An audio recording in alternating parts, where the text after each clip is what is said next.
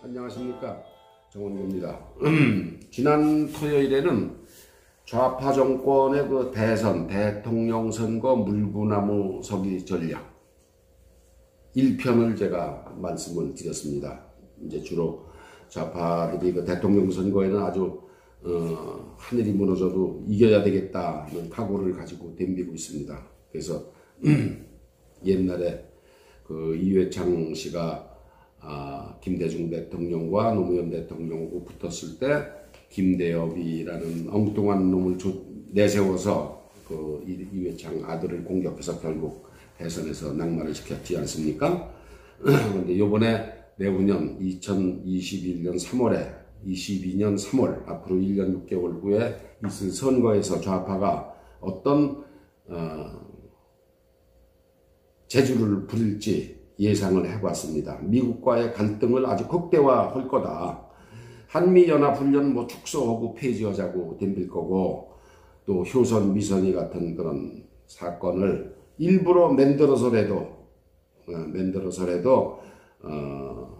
자기네 편 반미 분위기를 띄워서 자기네 편 결집을 하려고 덤빌 거고, 미국 군함이나 뭐 이런 그 항공모함의 부산항 입항을 또 극렬하게 반대해서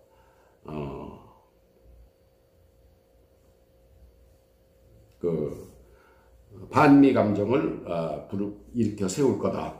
또 무슨 트집을 잡든지 주미 한국 대사 또 주한 미국 대사를 뭐 소환하고 뭐 이렇게 PNG라고 그러죠. 퍼소나 난 그라타, 기피인물, 주한 미국 대사 기피인물이다, 데려가라, 뭐 이런 쇼도 한번 할 수도 있고, 지가 짐작을 하는 겁니다. 또 미국의 대중국 무역전쟁, 중국 편서기를 해서 대미 감정을 한껏 불러 일으킬 수도 있다. 그런 예측을 해봅니다.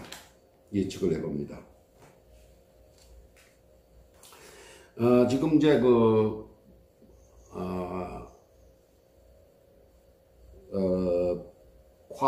쿼드라고 그러죠. 네 나라, 미국, 인도, 일본, 오스트랄리아가 대미 대중 봉쇄 전략을 네 나라를 쿼드를 그러면 이제 네 개라는 뜻이죠. 그래서 쿼드라고 그러는데, 우리 한국을 쏙 빼놓고 네 나라가 미국, 인도, 중국을 둘러싸고 있는 오스트랄리아, 일본이 쿼드를 추진하고 있습니다. 네 나라 동맹을. 그런데 이제 이수혁 주미 한국 대사는 우리는 중국을 어떻게 할 수가 없다. 경제적 관계 때문에 그런 얘기를 해서 쿼드에는 우리 찬성 안 한다. 그런 얘기도 했고, 또 우리 외교부 장관은 쿼드 별 관심 없다. 그거 별로 도움 안 된다. 이제 아주 노골적으로 말하자면 반미 발언을 하고 있습니다. 미국과의 관계를 악화시켜서 다가올 1년 반 후에 선거, 하여튼 이기기만 하면 된다는 뭐 그런 욕심이 있으니까 우리가 지금 그 미국과의 관계를 우리 정부가 끌어가고 있는 걸 우리가 눈여겨봐야 되겠습니다. 치밀한 계산을 하고 있을 겁니다. 그런데 그것뿐이 아니고 좌파가 대선에 이기기 위해서 물구나무 서기 두 번째 전략을 예상 시나리오를 저희가 짐작을 해봤습니다. 대선 전 여러분도 다 짐작을 하시겠지만 돈을 풀 것 같습니다.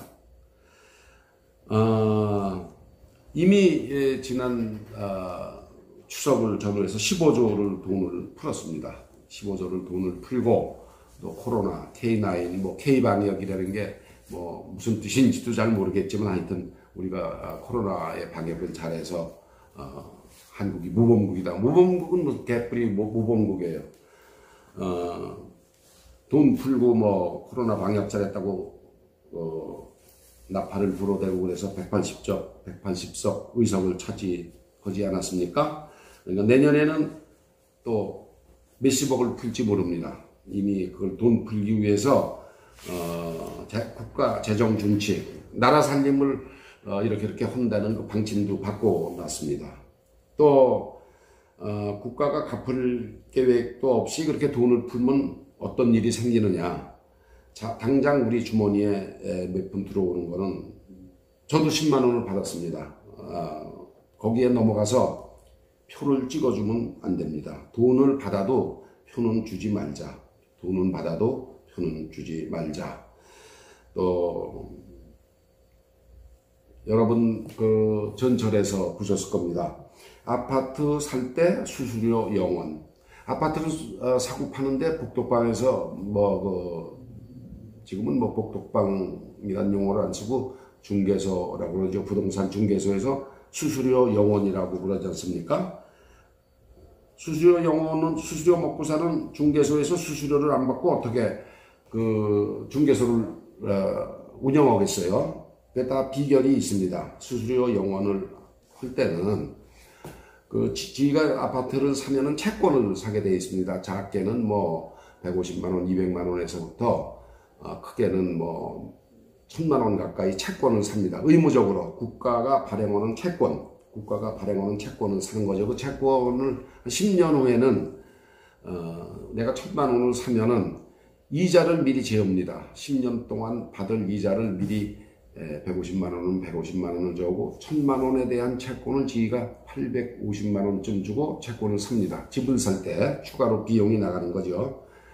그러니까 집을 살 때 1000만원 채권을 850만원 주고 이제 채권을 자기가 가지고 있는데 사람이라는 게 10년 후에 내가 죽을지 이게 정말 화폐 가치가 어떻게 떨어질지 이게 제대로 유산 노릇을 할지 불안하니까 1000만원 주고 산 1000만원짜리 채권을 미리 이자를 떼고 850만원을 주고 1000만원어치 채권을 샀는데 이걸 가지고 있자니 불안하잖아요. 그러니까 이거를 중개업소에 팝니다. 500이면 500, 600이면 600에 팔아버려요. 그래서 중개소는 10년 후에 1000만원이 될 그 증선을 500이나 600에 사는 겁니다.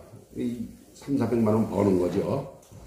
이거를 500, 600을 아까워서 10년을 가지고 있다 이거 1000만원을 만들겠다고 그러는 사람 한 명도 없습니다. 아마 여러분이 아파트를 사시거나 부동산을 매입하실 때 샀던 국채를 고스란히 보관하고 있는 분 한 분도 안 계실 겁니다. 전부 다 부동산한테 싸게 팔아버려요. 그러니까 부동산은 그 10년 후에 1000만원이 될 채권을 4, 500에 그냥 헐값에 사는 거죠. 그래서 사가지고 거기서 이문이 남으니까 돈이 남으니까 부동산 수수료를 대신 안 받는 겁니다. 그래서 전철에 보시면은 부동산 중개료 팔 때 제로, 살 때 제료. 부동산 우리를 통해서 부동산은 아파트를 팔고 사면은 중개 수수료를 안 받는다. 그렇지만 자유시장 경제에서 절대 그렇지 않습니다. 부동산 중개소는 국민들이 영구히 보존하고 싶지 않은 국채를 싸게 매입을 하는 거죠. 그렇게 해서 그거 가지고 먹고 삽니다. 좌파가 갚을 계획도 없이 빚을 내면 어떤 결과가 오느냐. 그러니까 내년에 예를 들어서 작년 추석과 같은 재난지원금 비슷하게 한 30조, 작년에 15조 풀었습니다. 금년 추석에 15조를 풀었습니다만 내년에 40조를 푼다. 그러면 한 가구당 300만원 정도를 받습니다. 300만원 정도. 이렇게 이제 지원금을 받는 거죠. 300만원 정도 지원금을 받으면 나랏빚이 약 40조, 45조가 늘어납니다. 그럼 나랏빚 45조, 40조가 당장 내 손에 300만원이 들어오는 거는 참 좋지만 사람들이 이것 때문에 국가가 빚이 40조가 늘어난다는 거는 그건 내가 갚는 거 아니니까 생각이 없는데 국가가 빚이 늘어나면은 어떤 일이 생기느냐 우리가 그것만 한번 살펴봤으면 좋겠습니다. 국가가 빚이 30조가 늘어나면은 10년 후에 30조를 갚아야 돼요. 안 갚을 수가 없습니다. 그때 10년 후에 그 국채를 사죠. 10년 후에 빚을 갚겠다 그래서 국채를 발행해서 재원을 조달해서 줬는데 국채를 다시 사줘야 될 거 아닙니까? 국가가 10년 후에 30조를 주고 다시 채권을 사줘야죠. 그래야 빚이 없어지죠. 아파트를 살 때 억지로 떠맡다시피 한 채권을 10년 후에 내가 가지고 있던 중개인이 가지고 있던 10년 후에 그걸 정부에 내놓고 나 1,000만 원 내놓으셔 그러면 정부가 그걸 줘야 됩니다. 그럴 때 만약에 국가가 돈이 없으니까 한국은행에서 막 돈을 찍어서 줘. 그러면은 어떤 결과가 생길까요? 인플레가 되죠. 인플레가. 그래서 지금 1,000만 원이 만약에 국가가 살림을 잘못해서 돈이 없어가지고 종이돈을 막 찍어서 1,000만 원을 주면은 지금 1,000만 원이 그 10년 후에는 100만 원도 안 되는 화폐 가치가 떨어지는 거죠. 돈을 막 찍어서 공산국가에서 하는 짓입니다. 국민들한테 막 돈을 막 찍어서 주니까 빵 한 덩어리 살래도 이제 가방에다 잔뜩 돈을 미고 나가서 사야 되는 거죠. 그래서 국채를 발행한다는 건 그만큼 무서운 겁니다. 국가가 공짜 돈을 10만 원, 30만 원, 한 가구당 100만 원, 200만 원, 300만 원씩 줘서 몇십조 원의 빚을 불려놓으면은 10년 후에 반드시 그 돈을 누군가 부담을 해야 되는데 그걸 누가 갚겠습니까? 우리 같은 사람은 10년 후에 이제 뭐 나이 먹은 사람은 뭐 이미 경제 활동을 해서 세금을 낼 능력도 없고 계속해서 국가에 세금을 낼 수 있는 기업, 젊은이들이 부담을 하는 거죠. 그래서 국가 채무는 바로 국가 채무는 바로 기업 채무가 된다는 게 그런 원리입니다. 그래서 내년 뭐 10월쯤 되면은 10월 11월쯤 되면은 대통령 선거 운동이 열이 붙을 거고 12월 11월에 적당한 시기에 선거를 2달 정도 앞둔 시점에서 분명히 100% 제가 장담할 수 있습니다. 분명히 가구당 200만 원, 300만 원씩 돈을 풀 겁니다. 풀 텐데 그때 저희가 하나같이 공짜 돈이 아니라는 것을 모르고 있으면 당합니다. 나라가 당합니다. 우리 자녀들이, 우리 젊은이들이 10년, 20년 후에 그 돈을 갚기 위해서 엄청난 세금을 내야 됩니다. 엄청난 세금을 내야 됩니다. 그래서 이 좌파 정권의 재집권을 하기 위한 두 번째 전략이 돈풀기다. 첫 번째 전략은 지난주에 말씀드린 미국과의 갈등을 극대화한다.